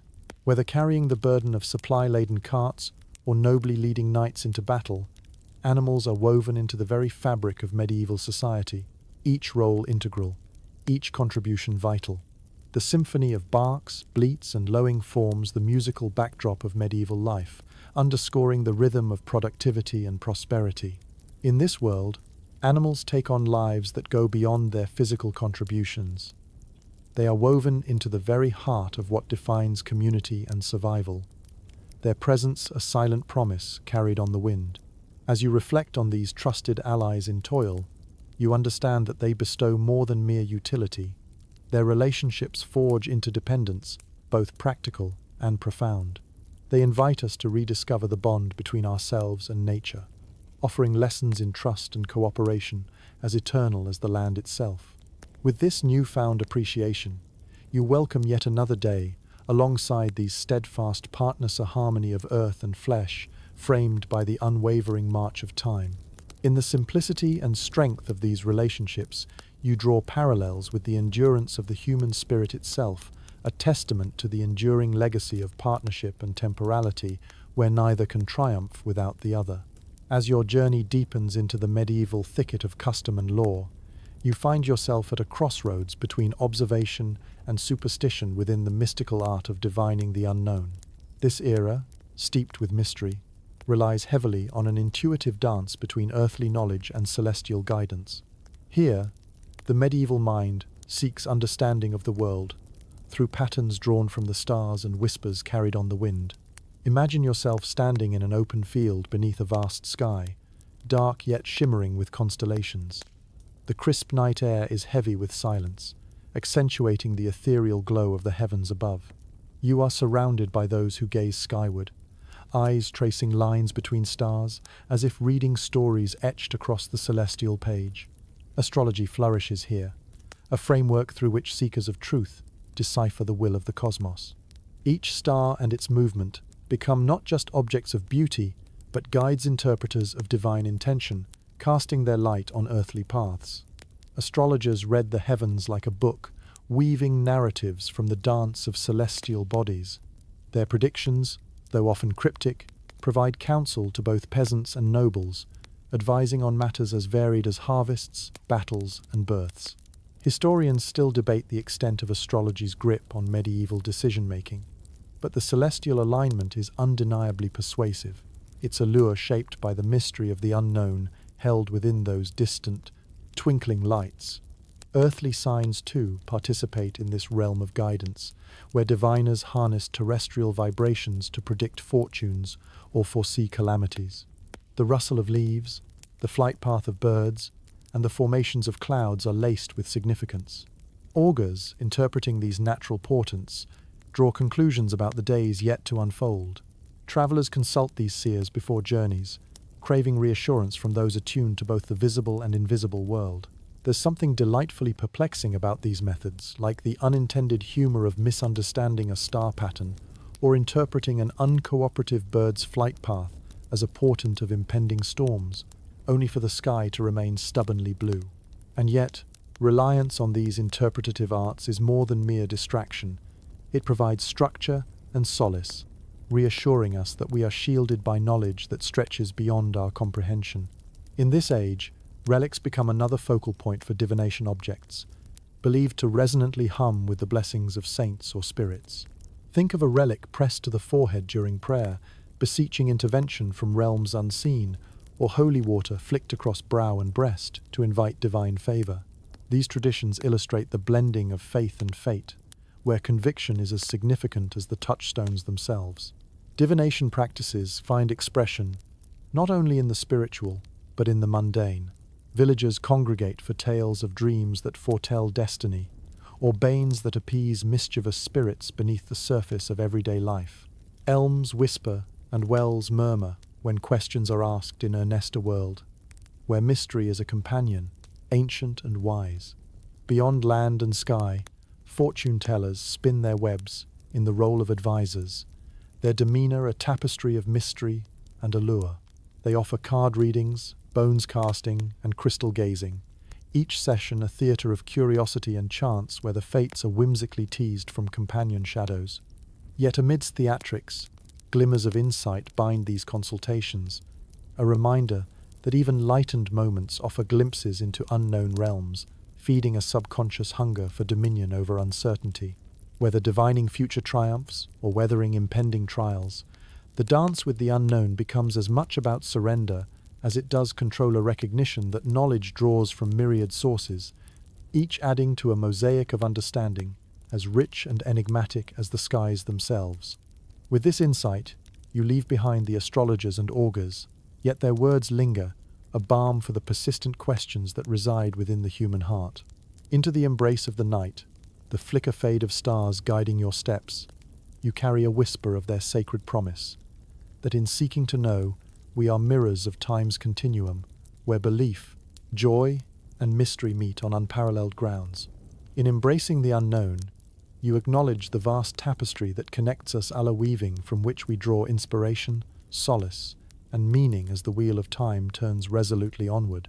Plunging deeper into the corridors of the Dark Ages, you come face to face with the chaotic symphony of feudal warfare, brutal ballet of strategy, honor, and survival played out across fields and within fortress walls. In a landscape marked by conflicts both territorial and personal, warfare emerges not only as a necessary evil, but as an influential, if grim, sculptor of medieval existence. Envision a dawn colored with the tense anticipation of battle, the horizon smeared with the pale fire of the rising sun. The air is thick with the cacophony of preparations, the clatter of arms, the shuffling of uneasy horses, and the fervent prayers of soldiers grasping at courage. Fields once tilled by nimble hands now become the theatre of war, churned by the boundless energy of life and death intertwined. At the heart of medieval warfare lie the castles and their steadfast lords, whose stone walls stand as bastions against encroaching foes. These structures are marvels of strategic architecture, their towers and ramparts designed for both defense and defiance, embodying strength over fleeting dominion. As you walk their battlements, the rough-hewn stones whisper tales of sieges endured, and battles won not only through force, but through the cunning use of fortifications to keep the enemy at bay. The technologies of war shape everything, from the blacksmith crafting steel and leather armor to the fletch that sings as arrows are sent into flight. Each soldier, whether a knight clad in chainmail or a footman bearing a sturdy spear, embodies the fervor of conflict, a living testament to the elaborate investment in warfare as an art. Hand-to-hand combat remains the grim centerpiece of this struggle, where skill is tested against ferocity on fields resounding with the desperate clash of steel. Swords, crafted with precision, dance in the sunlight, their intrinsic artistry a stark contrast to their deadly purpose. Cavalry charges evoke awe and terror, transforming landscapes into swarming canvases of motion and courage. Historians still debate the effectiveness of various tactics, from the quick, guerrilla-like incursions led by bands of raiders to the regimented formations of knights bound by chivalric code. While the merits of these strategies are varied, one truth prevails. War is as unpredictable as the tangled histories from which it springs. Whether a castle breached by midnight betrayal or a battle turned by the unexpected weather, fortune is a fierce companion, favoring no one repeatedly. Despite the heavy atmosphere, humor finds its peculiar place amidst the chaos. The Bard's Tale recounts the mischance of a gout-ridden lord who, too enfeebled to mount his horse, leads his troops from a cart bedecked in battle standard. Or perhaps the story of the cross-eyed archer who miraculously strikes his mark, his unintended precision earning begrudging respect amidst the campfire jests. Beyond the clash, there are tales of camaraderie born from shared trials on the battlefield. Camaraderie uniting nobility with commoners under the banner of mutual survival. Friendships with unspoken promises flourish between warriors, stories woven in the spaces between battles, families found in the crucible of siege and sortie. Amidst the grandeur and the gore, medieval warfare transforms from mere conflict into an emblem of social hierarchy and economic necessity, its tentacles touching every sinew of medieval society. The costs are defended with clutches of coinage, from tax-encumbered homesteads to fund the never-ending cycle of preparation and recovery. In the lull between campaigns, you find villages and towns dancing back to life fields restored, commerce re-established, and laughter re-emerging from the shadows. Faith, too, takes root as a salve and a gyro, a reminder of virtue and reflection, even as the backdrop of conflict casts long shadows over each prayer. And as you trace your steps back through the depredations of battle's aftermath, the magnitude of feudal warfare unfolds as more than mere devastation. It becomes a testament to the resilience and resourcefulness that echoes throughout history, shaping the legacy of an age forever navigating the precipice between survival and schism. With the dust slowly settling upon an era of conflict, you realize that amidst the clash of swords and the roar of distant cannon, one constant remains untouched: the unyielding spirit of those who faced an unforgiving world with courage, carved their names into the annals of time, and bore witness to the eternal interplay of light and shadow. As the echoes of battle slowly fade into the ambient hum of daily life, you find yourself turning to the social web of medieval justice, where crime and punishment paint a vivid portrait of the age's moral fabric.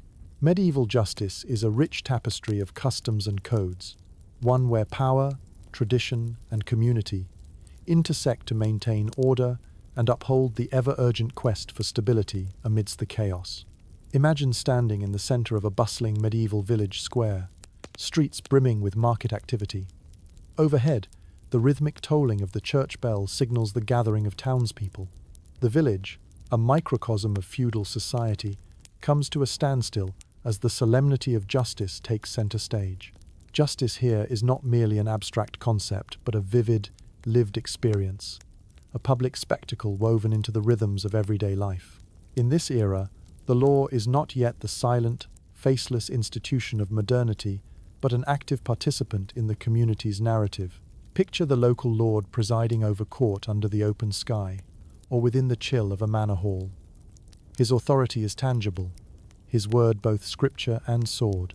It is his duty to maintain balance, a duty regarded not only as noble, but as divinely sanctioned. Crimes range from the trivial to the grievous, each met with justice shaped by tradition and necessity. Theft, a pervasive issue born of harsh realities, often leads to punishment that has more to do with deterrence than redemption. It's said that a missing hunk of bread might cost the thief a hand, an example of rough justice, delivered with an unflinching aim to control through dread. There is dark humor in these proceedings, tales told of offenders caught in comedic situations that lighten the weight of misdeeds. A tale of a bungling burglar trapped by a mule's untimely hee-haw, or a petty thief undone by an apple tree's vengeful branch. At the more severe end of the spectrum, tales of treason and murder cast long shadows. Trial by combat and ordeal serve as medieval lie detectors, a belief that divine intervention protects the innocent. Perhaps you'll watch in wary fascination as accused and accuser clash in predetermined battle, their fates entwined in this singular path to justice. Or cringe as the accused endures trials by fire or ice, their fate deemed in the hands of a higher power, immune to human bias. Historians still argue about the fairness embodied in such trials, with folklore and fact often mingling uneasily within the stories passed down, the guilty lurking behind a veneer of vaunted innocence, or innocence skewered by chance. Beyond the grim solemnity, justice becomes a community affair, neighbors attesting on behalf of the accused or whispering tales that serve more to amuse than persecute. Public punishments, including, but not limited to the pillory and stocks, manage to blend corrective measures with social theatre, allowing community participation in both judgment and rehabilitation. Here, the boundaries between law and spectacle blur, offering each villager a role in ensuring justice, perhaps even imparting a lesson through sheer embarrassment. Puns, parodies, and mimicked court proceedings infiltrate tavern entertainment. The jester finds his muse in the judge's wig, and the fool plays with irony, in an age where straight and narrow paths twist through fields of absurdity. The theatre of justice spawns narratives layered in satire and insight, perpetuating legends and cautionary tales through the faint echoes of laughter. For criminals deemed too dangerous or irredeemable, the gallows or exile looms a stark reminder of the thin veil separating life's safe passage from the abyss. Yet even here, the executioner wraps his actions in traditions and rites, signaling the belief in justice as more than mere human imposition, but as a reflection of the broader, divinely sanctioned order. In the waning light, as the proceedings draw to a close, you meander from the crowd, feeling the weight of centuries of recompense and reprieve. Despite the severity, you grasp the truth of justice in its medieval gizia blend of archaic practice and aspiring resolve, a pursuit of balance within a world ever teetering on the brink of chaos and order. Thus, in contemplating medieval justice, a tapestry unfurls of both the absurd and the profound. Within, the loftiest ideals wrestle with the simplest truths, illuminating a quest for societal equilibrium tethered by time and necessity, a story that, woven through the tufts of history, resonates with every soul seeking fairness in an ever-turning world. As the echoes of justice drift into the background, our journey through the medieval world leads us to the everyday mastery of enhancing life a sphere, where necessity begets innovation and simplicity begets delight.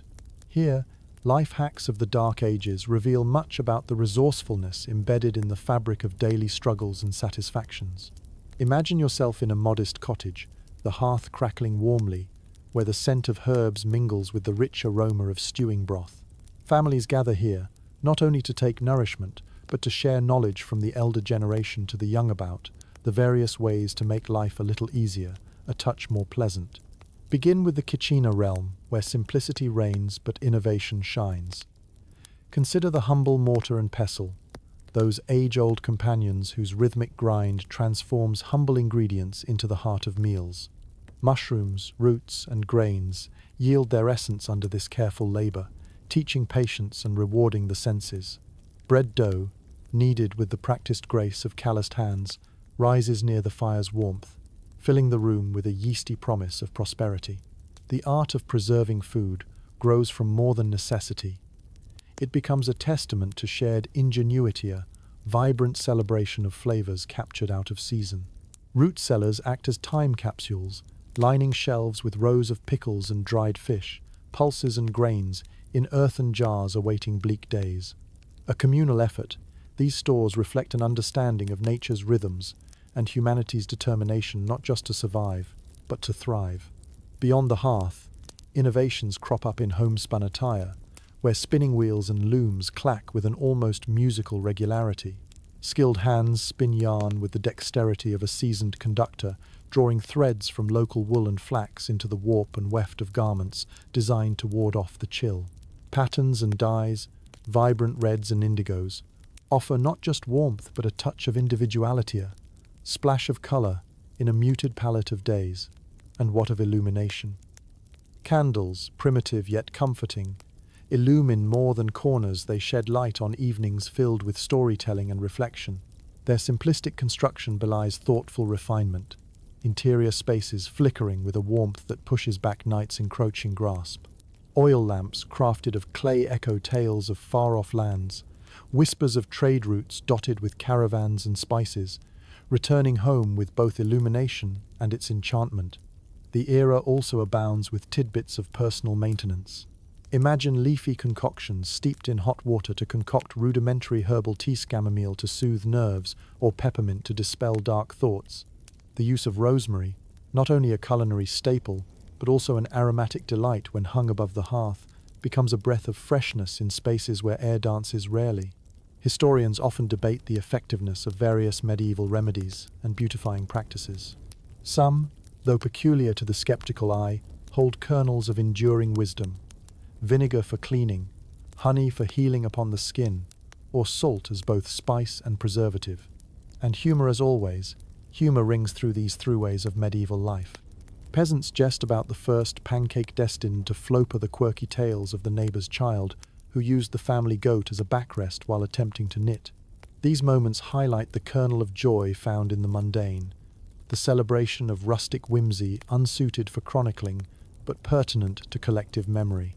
Amid these myriad life hacks, medieval ingenuity is a testament to adaptation triumphs of human spirit over nature's challenges that resonate with a timelessness linking past and present. Whether fashioning a more useful tool or perfecting the conservation of sustenance, every medieval innovation reflects a story of resilience, where creativity blossoms in even the most arduous endeavors. With each clever trick or cherished technique, there lies a bridge of connection forever extending across time.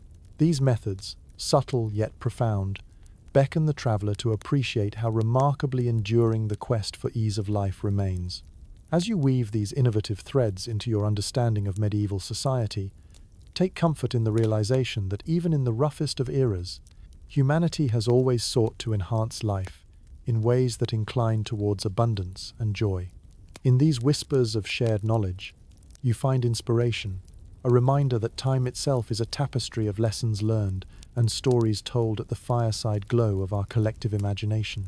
As the sun dips below the horizon, casting a golden glow over the medieval landscape, your journey leads you into the realm of medieval entertainment and leisure. It's a world where the mundane gives way to bursts of creativity and expression, and where simple pleasures offer a welcome respite from the toils of life. Picture yourself in the heart of a thriving village, where the rhythmic clatter of everyday life subsides as the community comes together to share in the joys of leisure. The village square, now a festive stage, hosts a vibrant tapestry of activities that reflect the spirit and ingenuity of its people. In the midst of this gathering, music takes center stage. Minstrels and bards bring stories to life through song and verse tales of epic battles, tragic romances, and heroic quests passed down through generations. Their melodies, accompanied by the gentle strum of lutes and the haunting call of the fiddle, dance through the air like a well-told tale itself, weaving camaraderie and connection into the fabric of the evening. The audience, young and old, listens enraptured, their imaginations firing with every note and lyric. But music is just the beginning. As the twilight deepens, the village square becomes a stage for performers of all kinds. Jugglers toss and catch with deft hands, their colourful props spinning in effortless arcs that draw gasps of delight from onlookers. Acrobats twist and turn with an elegance born from countless tireless hours of practice, each leap and balance a testament to human grace and daring. In the corners, clusters of villagers compete in games of strength and chance, tug of war, arm wrestling, and dice games that test luck as much as skill. The laughter and playful banter that accompany these contests remind everyone present that life, with all its challenges, is also meant to be enjoyed. For the more introspective, tabletop games like chess and checkers offer strategic solace.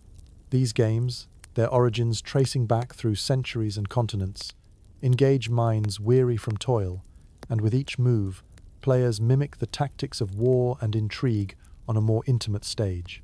The clinks of carved pieces moving across board squares become their own kind of music amid the festivities, both celebrating and sharpening wit. Occasionally, a play unfolds a rustic pageant bold in theme and finely woven in execution. Traveling troops, their wagons brimming with costumes and props, set up their makeshift stages to spill drama across the crowd. Peasant and noble alike find their narratives, each riddled with cautionary tales or laced with humor, irreverent to authority, alive with life's follies and fortunes. Throughout this tapestry of entertainment, humor finds a welcome place.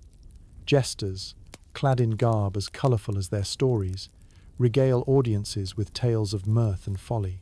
Their anti-smixing physical comedy, with sharp-tongued wit cast, even tired kings and peasants into fits of laughter. It's a joy that lingers long after the show ends, a reminder of the lightness that can be found even in the most arduous of times. Historians argue whether these entertainments served merely as diversion or as vehicles for complex social commentary hidden behind jest and spectacle. Yet, regardless of their intent, what stands out is their ability to unite disparate souls under the single banner of shared enjoyment. Beyond the structured festivities, medieval folk find leisure in quieter pursuits. On warm summer evenings, families gather by riversides for picnics, their banter mingling with the soft murmur of flowing water. Children chase dragonflies and engage in games of pretend, their laughter carrying across fields, weaving a gentle chorus with nature's own symphony. Within the circles of light cast by fires, or within the comforting glow of moonlit nights, you feel the enduring allure of medieval leisure, a testament to the power of human creativity and the unbreakable spirit of community.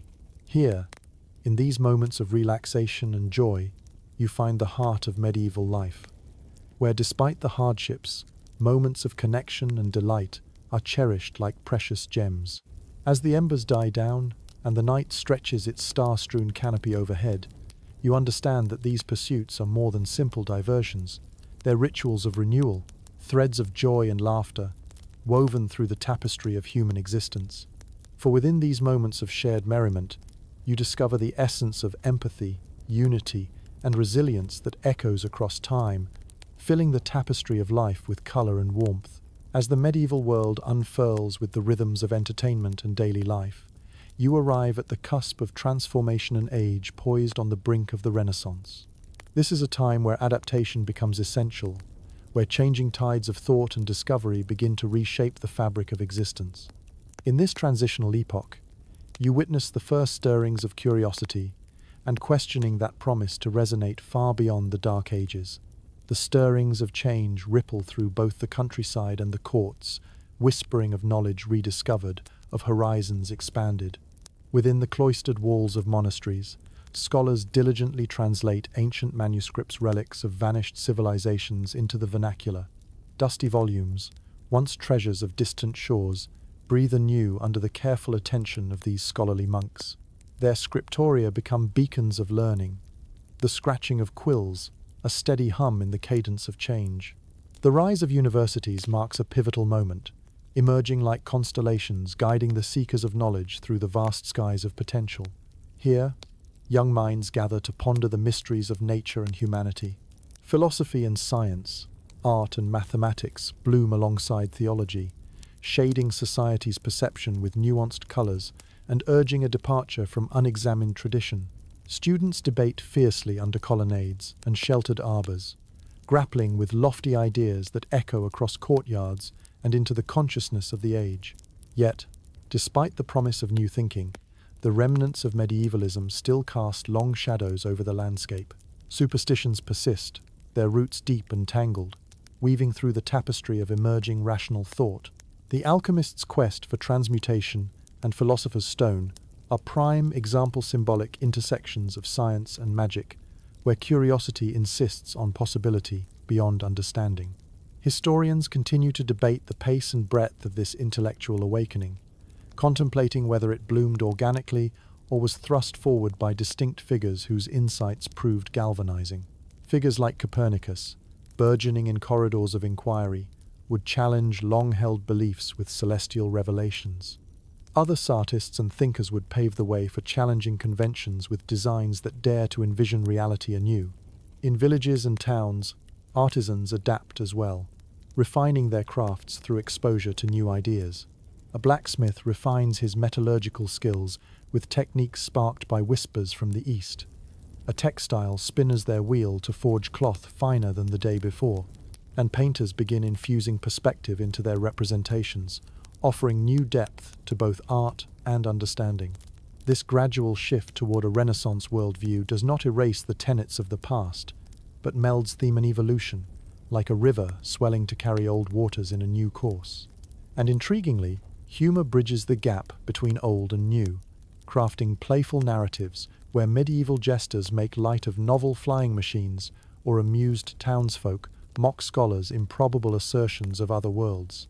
The role of travel expands, with explorers venturing further into unknown landscapes, whether by land or by the beckoning horizons of the sea. Their accounts, peppered with exotic cultures and strange lands, begin to filter back, tantalizing those who dare to imagine a world greater than the one they know.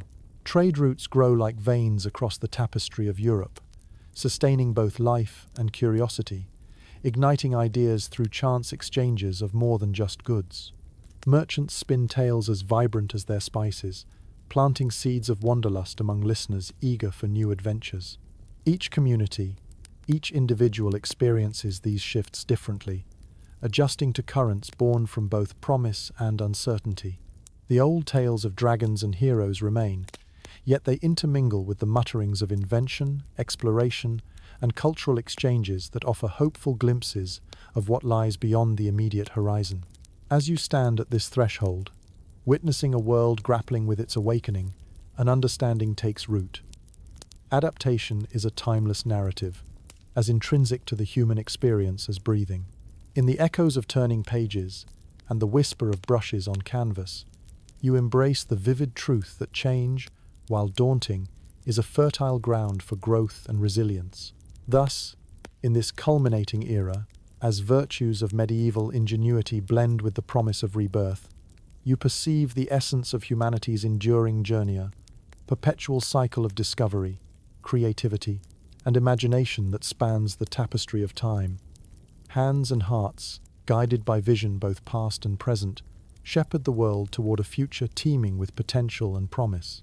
As you prepare to leave behind the vibrant world of the Dark Ages and step toward the dawning promise of the Renaissance, the lessons from this journey linger in your Minder Testament to the resilience etched into the tapestry of human history. Here, at the confluence of epochs, you find time to reflect on the enduring spirit of survival that has accompanied each step along this medieval path. Throughout this era of simplicity, softened by complexity, you've witnessed a myriad of skills and strategies, each designed to furnish daily life with meaning and continuity amidst the unpredictable. From the rough-hewn shelter of wattle and daub homes to the symphony of minstrels weaving tales under starlit skies, every chapter of medieval existence reveals a commitment to both survival and the celebration of life.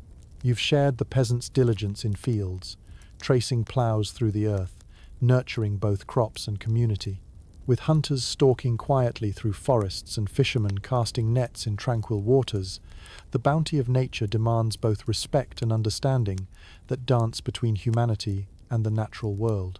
The social structures you've encountered, those firm yet flexible tapestries of class and community, offer stability within their rigidity. Somehow, in the face of hierarchical constraint, the magic of personal bonds blooms, friendships standing firm against the tide of time. In the heart of villages and the recesses of monasteries, you've heard the prayers that speak of a faith as old as the land itself, a belief that even amidst hardship, there lingers an assurance of a world beyond our own. This faith, intertwined with superstition and tradition, binds society together, creating roots that reach beyond the dark uncertainty of immediate experiences. Navigating the spectrum of human emotions, you've witnessed the gravity of justice tempered by folklore's whimsical humor, reminder that life, with all its trials, retains moments of levity and laughter. From the vibrant tapestry of just such tales, medieval society draws strength and camaraderie, storytelling a vessel that carries both wisdom and delight.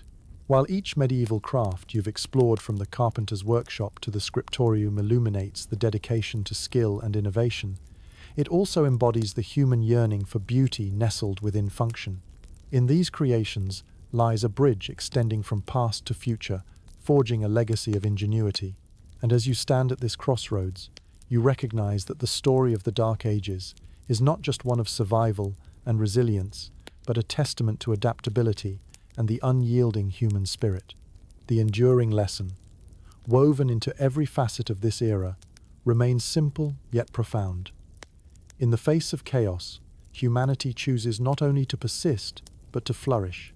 With this understanding, you step forward, ready to carry these lessons of the past into the light of a new dawn. The spirit of the Dark Age, marked by both its shadows and its brilliance, etched into your journey, serving as reminder and guide as you traverse the endless possibilities that await. As you find solace under the canopy of timeless stars, relaxation washes over you like a gentle lullaby, softening each thought with cottony whispers of bygone days. Let yourself drift along the currents of history's embrace, where the echoes of medieval footsteps fade tenderly into the soft embrace of slumber. Sweet dreams.